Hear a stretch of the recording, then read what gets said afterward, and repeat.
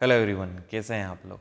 तो मैं हूं आपका फिज़िक्स ट्यूटर मास्टर और यह हमारा बेसिक मैथमेटिक्स का थर्ड लेक्चर है। इसके पहले हम 2 लेक्चर ऑलरेडी पढ़ चुके हैं और उसमें हमने देखा था एंगल्स क्या होते हैं, एंगल्स की यूनिट्स कैसे कन्वर्ट करते हैं और एक कोई आर्क लेंथ, एंगल और रेडियस में क्या रिलेशन होता है। ये सारी चीज़ें हमने लास्ट के 2 लेक्चर्स में पढ़ ली है और इन्हीं को यूज़ करते हुए एक क्वेश्चन है आपके लिए, तो आप उसे सॉल्व करेंगे। ठीक है, तो ये रहा आपका सवाल और इसे देखेंगे आप। और मैंने एक वीडियो बनाया है जिसमें मैंने बताया है कि किस तरीके से हम फिज़िक्स के क्वेश्चंस को सॉल्व करेंगे। तो वो वीडियो अगर आपने नहीं देखा है तो मैं लिंक डिस्क्रिप्शन में डाल दूंगा, तो आप उसे देख लीजिएगा। ठीक है, तो अगर आप खुद से सॉल्व करना चाहते हैं तो आप इसे थोड़ा सा पॉज कर लें वीडियो को और पहले खुद से ट्राई करें, फिर हम इसे सॉल्व करेंगे। ठीक है, तो देखिए क्वेश्चन में क्या दिया गया है। क्वेश्चन में दिया गया है कि find the arc of radius 2 metre which makes angle 60 degree at its centre. मतलब हमें आर्क लेंथ बतानी है। ठीक है, आर्क लेंथ बतानी है किसकी, एक कोई आर्क होगा या आर्क लेंथ में कह दूँ एस, जो कि एंगल कितना बना रहा है 60 और रेडियस कितनी दी गई है 2 मीटर। ठीक है, तो इस तरीके का कुछ क्वेश्चन दिया गया है और हमें पूछा है कि ये एस की वैल्यू क्या होगी। तो हम सबसे पहले हमें क्या पता है कि रेडियस इक्वल्स टू आर का अपॉन में थीटा, और तो ये रिलेशन हमें पता है। हमें क्या दिया गया है, हमें रेडियस दी गई है, हमें एंगल दिया गया है और हमें आर्क निकालना है। तो इससे हम डायरेक्टली निकाल सकते हैं। पर हमें एंगल दिया गया है, जो एंगल दिया गया है वो किस में दिया गया है, वो डिग्री में दिया गया है। वो किस में दिया गया है, डिग्री में। और यहाँ जो एंगल्स हम यूज़ करते हैं वो किस में होता है, रेडियंस में। वो किस में होता है, रेडियंस में। तो सबसे पहले हमें क्या करना पड़ेगा, हमें इस एंगल को चेंज करना पड़ेगा। किस में करना पड़ेगा, चेंज टू रेडियंस। और ये हमने सीखा हुआ है ऑलरेडी हमने ये सीखा हुआ है कि हम कैसे रेडियंस को डिग्री में कन्वर्ट करते हैं और डिग्री को रेडियंस में कन्वर्ट करते हैं। एक बार और बता देता हूँ, डिग्री को अगर रेडियंस में कन्वर्ट करना है तो हमें क्या करना पड़ेगा, उसे पाई बाई 180 से मल्टीप्लाइड करना पड़ेगा। तो किस में आ जाएगा, रेडियंस में। किस में आ जाएगा, रेडियंस में। तो हमें क्या करना है, 60 डिग्री को रेडियंस में कन्वर्ट करना है। तो हम क्या करेंगे, 60 इंटू पाई बाय 180 करेंगे। ठीक है, तो 60 डिग्री ये किस में हो जाएगा, 60 रेडियंस में। तो ये कितना हो जाएगा, 0 से 0 कैंसिल हो गया और ये 6 3 जा पाई बाय 3। तो ये किस में आ गया, रेडियंस में। ये किस में आ गया, रेडियंस में। अब हम क्या करेंगे, इस फॉर्मूले में रख देंगे। हमें क्या निकालना है, हमें निकालना है आर्क लेंथ। क्या निकालना है, आर्क लेंथ। तो क्या होता है, radius equals to arc upon में थीटा। रेडियस हमें पता है 2 मीटर्स, एस निकालना है, थीटा पता है पाई बाय 3। ठीक है, तो एस कितना हो जाएगा,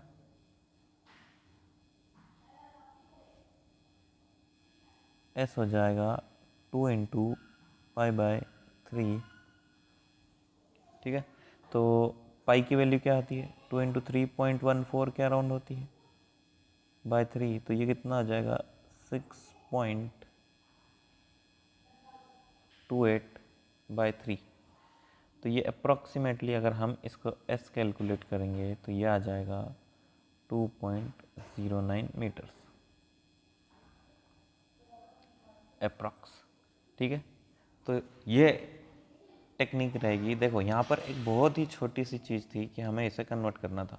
अगर आप डायरेक्टली 60 डिग्री रख देते, डायरेक्ट अगर 60 डिग्री रख देते तो आपका आंसर गलत आ जाता। ठीक है, तो ये सवाल समझ में आया तो बढ़िया है, नहीं आया तो आप एक बार लेक्चर के बाद इसे खुद से करके देखिएगा। पहले पढ़िएगा, समझिएगा क्या पूछा है और क्या दिया गया है, तो आपको अच्छे से समझ में आ जाएगा। ठीक है, ठीक है। तो देखिए, अब थोड़ी थोड़ी छोटी छोटी चीज़ें हैं कि देखिए,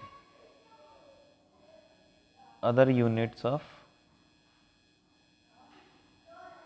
एंगल, ठीक है, मतलब स्मॉलर यूनिट्स, डिग्री और रेडियंस। जैसे 1 मीटर की एक स्मॉलर डिग्री कितनी होती है, सेंटीमीटर्स, और उसकी क्या होती है, mm। तो ये छोटी छोटी इसमें पार्ट्स होते हैं, ये 100 और ये 1000 ऐसे होते हैं। तो ऐसे हम डिग्रीज में भी देते हैं। डिग्रीज में क्या करते हैं, स्मॉलर यूनिट हम इसे बोल देते हैं कि डिग्री से कोई छोटी यूनिट क्या होगी, डिग्री से कोई छोटी यूनिट। जैसे 1 डिग्री किसके बराबर होगा, जैसे 1 मीटर 100 सेंटीमीटर के बराबर होता है, तो 1 डिग्री किसके बराबर हो जाएगा। तो इसको हम डिफाइन किया है कि 1 डिग्री 60 मिनट्स के बराबर हो जाएगा। किसके बराबर हो जाएगा, 60 मिनट्स के। और इसको हम डिनोट कैसे करते हैं, जैसे एक डिग्री का साइन ऐसे होता है, तो इसको कैसे डिनोट करते हैं, 60 मिनट्स, एक डैश लगाकर। ठीक है, अब 1 मिनट किसके बराबर होगा, जैसे यहाँ पर हम देखते हैं कि 100 सेंटीमीटर, तो 1 सेंटीमीटर किसके बराबर होता है, 10 mm के बराबर होता है। तो जैसे ये 1 सेंटीमीटर 10 mm के बराबर होता है, उसी तरीके से यहाँ पर 1 डिग्री 60 मिनट्स के बराबर होता है। तो यहाँ पर 1 मिनट, या हम ऐसे लिखे 1 मिनट किसके बराबर होगा, 60 सेकेंड्स के बराबर, 60 सेकेंड्स के बराबर यहाँ पर होगा। ठीक है, घड़ी की तरह डिनोट करते हैं। और क्या, तो यहाँ पर 1 मिनट को हम ऐसे डैश से डिनोट करते हैं, तो सेकेंड्स को हम करेंगे डबल डैश। ठीक है, तो ये उसकी स्मॉलर यूनिट है। ओके, इतनी चीज़ समझ आती है। ठीक है, इतनी आपको कोई ज़रूरत इसकी पड़ेगी नहीं, पर आपको पता होना चाहिए। ठीक है, तो आगे बढ़ते हैं हम और शुरू करते हैं असली ट्रिग्नोमेट्री। अभी तक तो आपको बेसिक हम बता रहे थे कि ट्रायंगल्स क्या होते हैं, एंगल्स क्या होते हैं, एंगल्स की यूनिट्स क्या होती है, एंगल्स को कन्वर्ट कैसे करते हैं। तो ये तो हम एंगल के बारे में पढ़ रहे थे। तो अब हम पढ़ेंगे ओरिजिनल ट्रिग्नोमेट्री, और यहाँ से शुरू करेंगे हम ट्रिग्नोमेट्रिक रेशियोज, ट्रिग्नोमेट्रिक रेशियो। ठीक है, तो शुरू में मैंने आपको क्या पढ़ाया था, शुरू में मैंने आपको बताया था राइट एंगल ट्रायंगल। क्या पढ़ाया था मैंने, राइट एंगल ट्रायंगल बताया था। ठीक है, तो राइट एंगल ट्रायंगल्स का एक एंगल कितना होता है, 90 डिग्री। ठीक है, और एंगल के जस्ट सामने वाली साइड को हम क्या कहते हैं, हाइपोटेनियस। और अगर मैं बोलूँ कि इस एंगल को मैं थीटा मानूँ, तो इस एंगल के रेफरेंस में और इस एंगल के जस्ट सामने वाली साइड क्या होगी, परपेंडिकुलर, और इसके नीचे वाली साइड क्या हो जाएगी, बेस। ठीक है, तो आपने 10th में एक थ्योरम पढ़ी होगी, आपने एक 10th में एक थ्योरम पढ़ी होगी, उसका नाम है पाइथागोरस थ्योरम, पाइथागोरस थ्योरम। और वो आपको क्या बताती है कि इन 3 साइड्स के बीच में क्या रिलेशन होगा। ठीक है, तो आपने पढ़ी होगी कि h² equals to p² plus d², यह आपने पढ़ी होगी। तो यह हमें क्या दिखाती है, यह हमें बताती है कि साइड्स के बीच में क्या रिलेशंस है, मतलब तीनों साइड्स के बीच में क्या रिलेशन है। आपको अगर 1-2 साइड दे दी गई और आपको तीसरी साइड पूछी, तो आप बता दोगे। पर ट्रिग्नोमेट्री में हम पता करेंगे कि साइड्स के साथ साथ इसके एंगल्स में भी क्या रिलेशनशिप है, और इन्हीं को हम कहते हैं ट्रिग्नोमेट्रिक रेशियो। ठीक है, तो देखिए सबसे बड़ी वाली साइड्स को क्या कहते हैं, एच, डिनोट करते हैं एच से, और इसको क्या कहते हैं, हाइपोटेनियस, हाइपोटेनस, और इसको क्या कहते हैं, परपेंडिकुलर, और बी से क्या हो गया, बेस। ठीक है, अब जो एंगल आप लोगे, जैसे मैंने ये वाला एंगल लिया θ1, तो इसके जस्ट सामने वाली साइड क्या हो जाएगी, परपेंडिकुलर। अगर मैं यहाँ पर थीटा ले लूँगा, यहाँ पर थीटा ले लूँगा θ2, तो अब परपेंडिकुलर में किसको लूँगा, बेस को, मतलब ये परपेंडिकुलर हो जाएगा इसके रेफरेंस में, और इसके रेफरेंस में ये परपेंडिकुलर होगा। ठीक है, ये चीज़ θ1 के रेफरेंस में परपेंडिकुलर ये होगा। और अगर मैं बताऊँ यहाँ पे कि अगर मैं रेफरेंस इस एंगल को लूँगा, मतलब ये थीटा के रिस्पेक्ट में देखूँगा, तो ये 90 डिग्री हो गया, तो अब इसके लिए परपेंडिकुलर ये हो जाएगा और बेस ये हो जाएगा, और हाइपोटेनियस तो वही रहेगा सबसे बड़ा वाला। ठीक है, यहाँ तक बात समझ में आती है। ठीक है, तो साइंटिस्ट जो हैं उन्होंने बताया कि एंगल्स और साइड्स में क्या रिलेशंस है।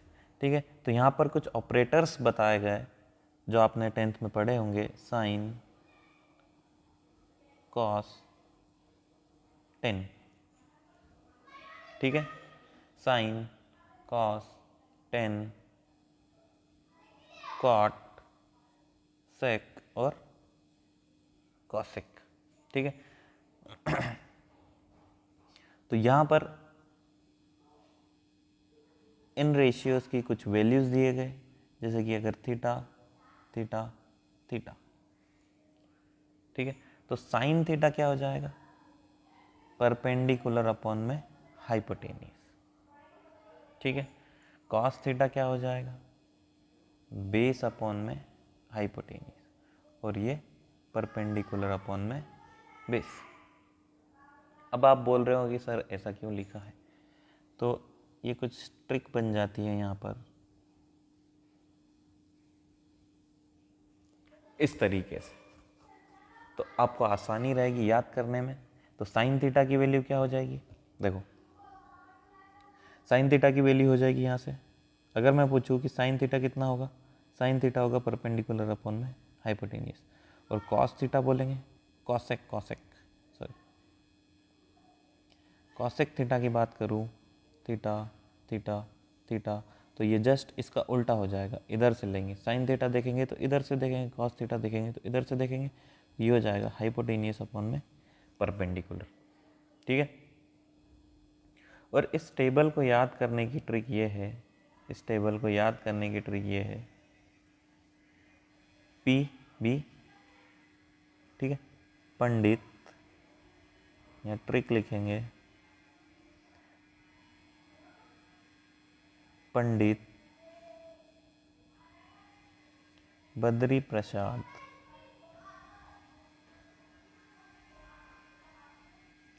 हर हर भोले। क्या लिखेंगे, हर हर भोले। कैसे, पंडित का पी, बद्री का बी, प्रसाद का पी, एच एच बी, तो ये कैसे बन जाएगा, पंडित बद्री प्रसाद हर हर भोले। ठीक है, अब यहाँ पे क्या याद रखना है, साइन, कॉस और टेन। तो इस तरीके से आप डायरेक्ट वैल्यूज़ लिख सकते हैं। क्या लिख सकते हैं, अब देखो साइन की वैल्यू मैं लिख दूँ डायरेक्ट इस टेबल से, P बाई एच, कॉस की वैल्यू क्या लिख दूँ मैं, B बाई एच, और टेन की वैल्यू क्या लिख दूँ मैं, P बाय बी। तो ये इस तरीके से यहाँ पे ट्रिक का इस्तेमाल कर कर हम ये चीज़ें करेंगे। ठीक है, वापस से मैं आपको समझा देता हूँ एक बार। देखिए, हमें साइड्स के बारे में तो पता ही है, साइड के बारे में हमें रिलेशनशिप पता है, और हमें अब क्या चाहिए, हमें रिलेशनशिप चाहिए साइड्स और एंगल्स के बीच में, साइड्स और एंगल्स के बीच में, तो इसलिए कुछ ऑपरेटर्स दिए गए, sine theta, cos theta, tan theta, cos theta, sec theta, cot theta, और ये आप 10th में पढ़कर आए हैं ऑलरेडी। ठीक है, तो इनकी कुछ वैल्यूज़ होती है कि साइन थीटा की होगी परपेंडिकुलर अपॉन में बेस, ठीक है, कॉस थीटा की होगी बेस अपॉन में हाइपोटेनियस, और टेन थीटा की होगी परपेंडिकुलर अपॉन में बेस। और उसी तरीके से कॉट, सेक और कॉसेक की भी यहाँ पे छः ट्रिग्नोमेट्रिक रेशियोज है और उनकी अलग अलग वैल्यूज़ है। ठीक है, तो कुछ स्टैंडर्ड वैल्यू है वो हम देखेंगे बाद में। ठीक है, ठीक है, तो इन रेशियोज़ को हम किस तरीके से यूज़ करेंगे इसके लिए हम एक क्वेश्चन लिख लेते हैं। क्वेश्चन देखिए, हमें दिया गया है फॉर द ट्राइंगल, साथ में लिखेंगे shown if sin theta is equals to 3/5, find all other trigonometric ratios, और इन्हें टी रेशियोज भी कहते हैं। क्या कहते हैं? T ratios. ठीक है, तो आपको एक रेशियो दे दिया गया है और आपको बोला गया है कि बाकी के रेशियोज निकालिए। ठीक है, तो हमें क्या पता है? देखो, ट्राइंगल नहीं भी दिया गया तो हम निकाल लेंगे ट्राइंगल, राइट एंगल ट्राइंगल। ठीक है, साइन थीटा हमें क्या पता है? साइन थीटा क्या होता है? 3/5 दिया गया है, और हमें क्या पता है?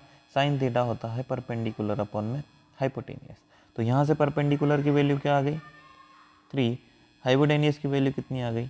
5, और बेस हमें चाहिए क्योंकि ट्रिग्नोमेट्रिक रेशियोज सारे निकालने के लिए हमें तीनों वैल्यूज चाहिए, परपेंडिकुलर, बेस और हाइपोटेनियस। ठीक है, अगर मैं इसको थीटा मानता हूँ तो ये कितना हो गया? ये परपेंडिकुलर हो गया, और ये कितना दिया गया है मुझे? 3, ये हो गया हाइपोटेनियस, और ये दिया गया है मुझे 5, और अब मुझे निकालना है बेस।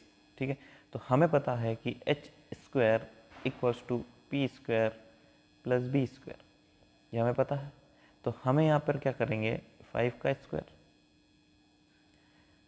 इक्वल्स टू 3 का स्क्वायर प्लस बी का स्क्वायर। तो इस इक्वेशन से हमें क्या मिल जाएगा? b इक्वल्स टू, सॉल्व करके बता देता हूँ, 25 minus 9 equals to B square. तो यहाँ पे क्या आ गया? B square equals to 16। ठीक है, तो यहाँ पे b इज इक्वल्स टू 4 के बराबर आ। ठीक है, 4 के बराबर आ गया, तो b इक्वल्स टू 4 के बराबर आ गया। तो अब देखिए, हमारे पास तीनों वैल्यूज़ हैं, परपेंडिकुलर भी है, बेस भी है, और हाइपोटेनियस भी है। तो इनकी मदद से हम सारे ट्रिग्नोमेट्रिक रेशियोज निकाल सकते हैं। ठीक है, अभी अभी मैंने आपको सिखाया था एक ट्रिक, पंडित, बद्री, प्रसाद, हर हर भोले। ठीक है, पंडित, बद्री, प्रसाद, हर हर भोले। तो यहाँ पे क्या आएगा? साइन, कॉस, टेन, और 10 के नीचे क्या आ जाएगा? कॉट, सेक और कॉसेक। ठीक है, तो साइन की वैल्यू तो ऑलरेडी हमें पता है, हमें क्या चाहिए? Cos theta. कॉस थीटा क्या हो जाएगा? बेस अपॉन में हाइपोटेनियस। यहाँ से देखेंगे कॉस थीटा क्या हो जाएगा? बेस अपॉन में हाइपोटेनियस। तो यहाँ से मुझे बेस की वैल्यू पता है, बेस की वैल्यू 4 है, और हाइपोटेनियस की वैल्यू 5 है। ठीक है, अब मुझे क्या चाहिए? टेन थीटा चाहिए। टेन थीटा क्या हो जाएगा? यहाँ से देखेंगे, परपेंडिकुलर अपॉन में बेस, परपेंडिकुलर अपॉन में बेस। परपेंडिकुलर कितना है? 3, और बेस कितना है? 4। तो ये क्या आ गई? टेन थीटा की वैल्यू। उसी तरीके से हम किसकी निकालेंगे? कॉट की। कॉट की क्या आ जाएगी? बेस अपन में परपेंडिकुलर, और वो कितनी हो जाएगी? 4/3। सेक की निकालेंगे हम। सेक की क्या हो जाएगी? यहाँ से देखेंगे, जस्ट उल्टा होगा कॉस का। कॉस का उल्टा होगा h/p। ठीक है, कॉस का उल्टा होगा h/b, और ये कॉस का जस्ट उल्टा हो जाएगा 5/4। ठीक है, अब क्या बचा? कॉसेक। कॉसेक किसका उल्टा होगा? साइन का, h/p। और जैसे मुझे साइन दिया गया है, मैं उसको ही अगर मैं उल्टा कर दूंगा तो ये मुझे डायरेक्ट मिल जाएंगे। ठीक है, तो देखिए, मैं क्या देख रहा हूँ कि साइन का जस्ट इन्वर्सली प्रोपोर्शनल है कॉसेक, कॉस का जस्ट इन्वर्सली प्रोपोर्शनल है सेक, और टेन का जस्ट इन्वर्सली प्रोपोर्शनल है क्या, कॉट। तो इसकी स्टडी के आधार पर, ये ऑब्जर्वेशन के आधार पर मैं ये नहीं कह सकता कि sine theta is equals to 1 cosec theta. अभी अभी मैंने आपको बताया है, क्योंकि साइन थीटा क्या होता है, परपेंडिकुलर अपॉन में हाइपोटेनियस, और कॉस क्या होता है, हाइपोटेनियस अपॉन में परपेंडिकुलर। तो इसको मैं जस्ट इन्वर्स ले जाऊंगा तो क्या ऐसे नहीं लिख सकता, परपेंडिकुलर अपॉन में हाइपोटेनियस। तो अभी अभी हमने देखा कि जस्ट उल्टा करने पे ये वैल्यूज आ रही है, तो 10 को क्या मैं ऐसे नहीं लिख सकता, 1 अपॉन में कॉट थीटा। क्या मैं कॉस थीटा को 1 अपॉन सेक थीटा नहीं लिख सकता। तो ये सारी चीज़ें हमने डिराइव करी है और आपको याद होनी चाहिए, आपको याद होनी चाहिए।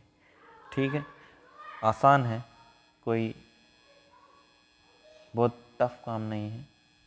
क्योंकि जब आप इस टेबल को याद करोगे, आप जब इस टेबल को याद करोगे ये वाले को, तो ऑलरेडी याद हो ही जाएंगी ये चीज़ें। ठीक है, और ये टेबल आपको मस्ट याद करना है, नहीं तो आप बार बार राइट एंगल ट्राइंगल्स की रेशियोज़ को भूलते जाएंगे। ठीक है, ठीक है, यहाँ तक सही है। चलिए, तो आपको एक होमवर्क के लिए मैं सवाल दे देता हूँ। ठीक है, आपको ये करना है, जिस तरीके से हमने अभी किया है उसी तरीके से आपको ये करना है। ठीक है, for the triangle shown if cos theta is equals to 12/13, find all the other t ratios। ठीक है, जो पुराना सवाल था उसी तरीके से हमें इसे करना है। ठीक है, ठीक है, ट्राइंगल मैं आपको बना देता हूँ इधर, क्योंकि आपको थोड़ी सी आसानी रहेगी, नहीं तो आप फिर ये थीटा अगर मैं ये लेता हूँ तो इसे मैं परपेंडिकुलर लूँगा, और इसको मैं हाइपोटेनियस लूँगा, और इसको मैं बेस लूँगा। ठीक है, हमें क्या दिया गया है, कॉस थीटा कितना होता है 12/13, और ये किसके बराबर होता है, बेस अपॉन में हाइपोटेनियस। ये आपके लिए हिंट। ठीक है, तो इसके बेसिस पर आप इस पूरे सवाल को करेंगे। ओके, ठीक है, तो आज का लेक्चर हम यहीं तक रहने देते हैं। आप इस क्वेश्चन को बिल्कुल तरीके से करिएगा। ठीक है, ये ट्रिग्नोमेट्रिक रेशियोज हो गए। अब हम कल ट्रिग्नोमेट्री की टेबल बनाना सीखेंगे। ठीक है, उसके बाद क्वाड्रेंट देखेंगे, ASCT रूल, और उसके बाद आपका ये ट्रिग्नोमेट्रिक चैप्टर ख़त्म हो जाएगा। ट्रिग्नोमेट्रिक क्वाड्रेंट के बाद हम आइडेंटिटीज़ भी देखेंगे, उसके बाद आपका ट्रिग्नोमेट्रिक चैप्टर ख़त्म हो जाएगा। उसके बाद हम अगला चैप्टर चालू करेंगे। ठीक है, शुरू में हम थोड़ा सा स्लो पढ़ेंगे, क्योंकि आप अभी अभी आए हैं तो आपको थोड़ी सी दिक्कत ना हो। ठीक है, तो बाद में हम थोड़ा सा तेज़ हो जाएंगे, क्योंकि शुरू में आपको थोड़ा सा ग्राफ्स करने में चीज़ों को थोड़ी सी टाइम लगता है, तो अब धीरे धीरे आप खुद भी तेज़ हो जाएंगे। ठीक है, तो थैंक यू।